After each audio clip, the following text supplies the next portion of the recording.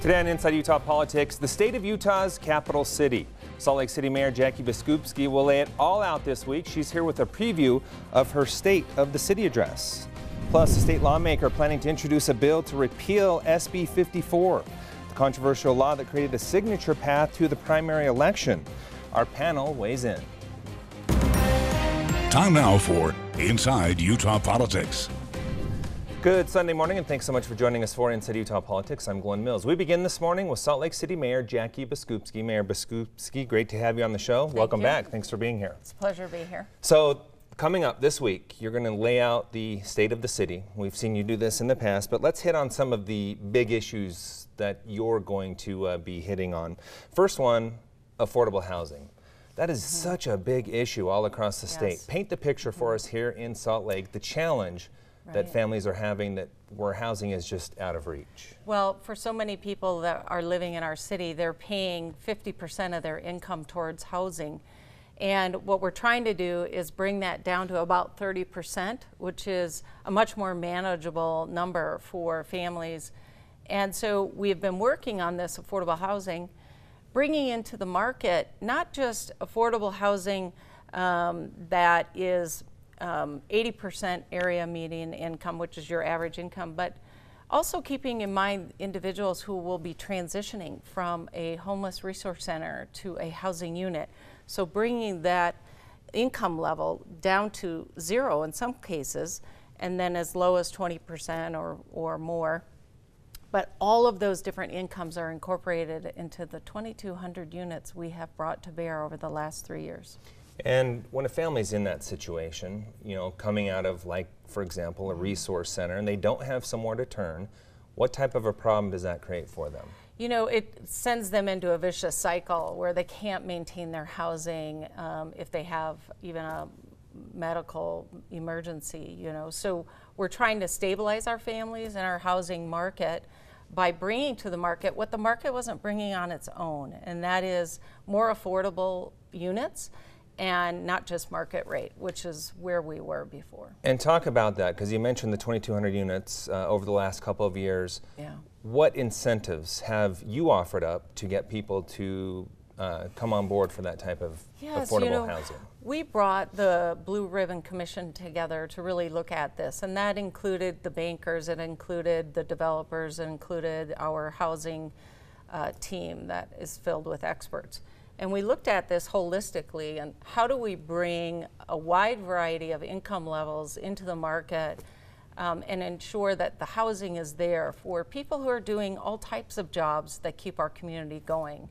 So we've been very successful in using our housing trust fund.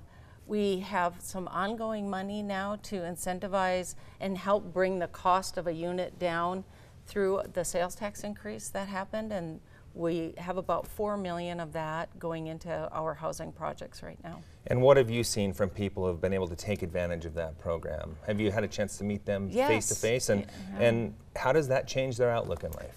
You know, I have met with individuals who have jobs, but they're low-paying jobs, and I've met with families, and I've also met with people who left homelessness.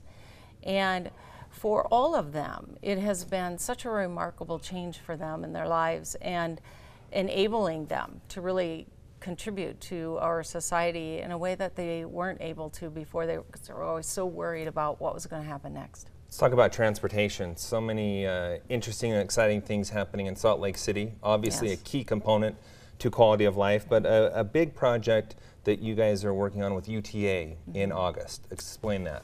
So in August of this year, we will take 3 of our routes and make them faster moving routes at 15-minute intervals or less on your wait time, and those streets will be 200 South, 900 South, and 2100 South.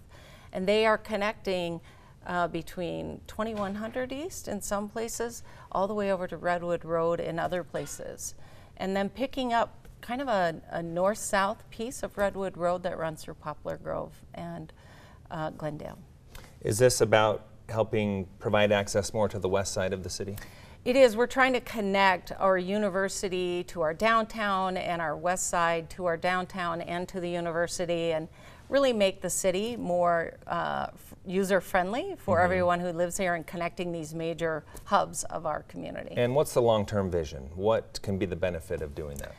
You know, what we're wanting to do is make sure that we can help people get out of their cars. We know that our biggest cause of our air pollution are our vehicles. And so by having transit opportunities that bring people to work and back home, you know, our services are going till midnight, and for the first time ever, we'll have Sunday service. So we're trying to make sure that people really can use transit to get around our city. When you're downtown and in the capital city, you can't help but notice more bikes and scooters around. What role does that option play in your overall? A lot of people are transportation choosing plan? those routes and utilizing those tools to be kind of first mile, last mile connectors. But we also are in August launching a rideshare program. So if you don't live within a quarter of a mile of a high frequency route that we're creating, you can get a lift to that frequency route and utilize it. Let's talk about the United Nations Conference coming to Salt Lake City in 2019. What's the significance of that? You know, this is the first time the United Nations Conference will be on U.S. soil, and it's the first time a city is hosting this conference in 68 years. And so we're very excited that we were chosen to be the host of this event. People will be coming together from all over the world to talk about what it takes to create sustainable communities. What was the process of being selected for this event?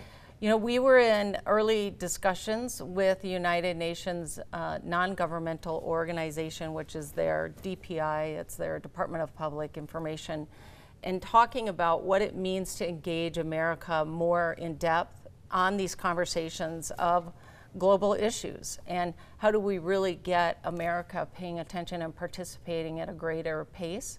And our suggestion was leave the United Nations building and come into American soil and do this conference. From the front lines. From the front lines. I've noticed you put out a call for volunteers for that. We did. If someone's interested, what do they need to do? You know, you can go online to our website, slc.gov, and you can go to the UN website also and look. There's an application process if you want to participate, but you certainly can go to our website and find out more details about what it means to just volunteer and participate. The Salt Palace is hosting this event, so there's information on their website as well. All right, last but not least, it's already 2019. I can't believe that, which means it's an election year for you. Yes, it is. Campaign season. 5 or 6 people have already jumped on board and say they're going to challenge you. Do you believe what you've done over the last 3 years warrants another term, and make your pitch to the people of Salt Lake City? Yes, absolutely. I mean, we have come in and tackled all of the tough issues that we heard on the campaign trail, whether it was people experiencing homelessness, crime. Crime is down 25% across the city. We've been working on resource centers and transitioning people from the shelter model in homelessness. We've also been addressing affordable housing, transit. We're fixing the roads. Like, we haven't, I think, left anything behind. There have been some fairly high-profile feuds with the former speaker, the governor.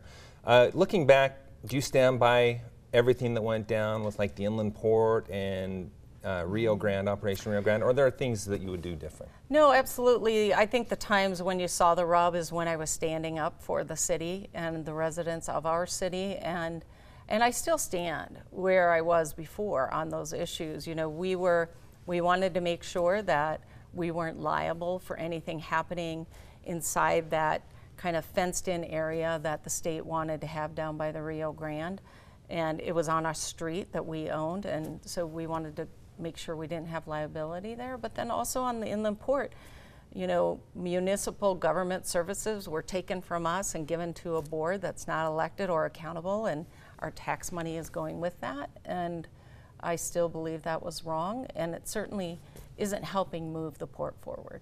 A lot more to come on the campaign trail and this week as you deliver your State of the City address. We appreciate your time for a little preview this morning. Thanks so much for being here.